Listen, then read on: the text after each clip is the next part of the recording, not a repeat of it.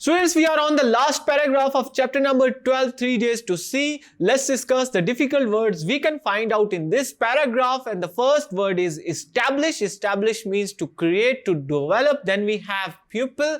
Pupil means students. And then we have joy. Joy means happiness. Students, last paragraph में वो एक wish जाहिर करती हैं हेलन केलर के, अगर वो एक यूनिवर्सिटी की प्रेसिडेंट होती यानी कि वाइस चांसलर होती, लेट्स सपोज, तो वो अपनी यूनिवर्सिटी में एक न्यू कोर्स डेवलप करती, एक नया कोर्स लेके आती जिस कोर्स का नाम था how to use your eyes. और टीचर इस कोर्स को स्टूडेंट्स को पढ़ाते और ये पढ़ाते कि वो अपनी जिंदगी में आंखों को कैसे इस्तेमाल कर सकते हैं और कैसे चीजों को एंजॉय कर सकते हैं देख के।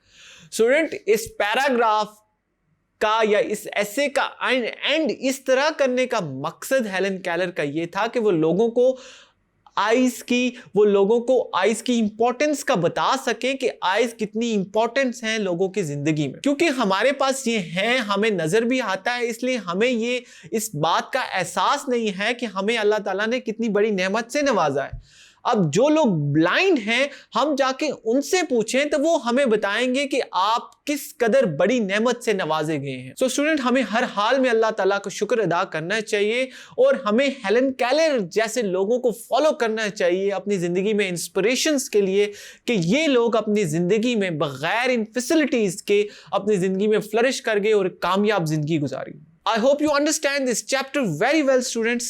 This chapter was all about a motivational figure. एक motivational figure के बारे में था, स्पेशली हैंडीकैप के लोगों के बारे में, जिस चैप्टर में हमें ये बताया गया कि आपके पास जो है वो साइट की इंपॉर्टेंस नहीं है। इंसानों के पास, जिनके पास सेंस ऑफ साइट है, उनके पास इंपॉर्टेंस नहीं है और उनको जिंदगी गुजारने का, जिंदगी में जो चीजें हमें देखनी चाहिए हम उनको नहीं देखते या उनको इंपॉर्टेंट नहीं देते। So students, let's move to some grammatical topics.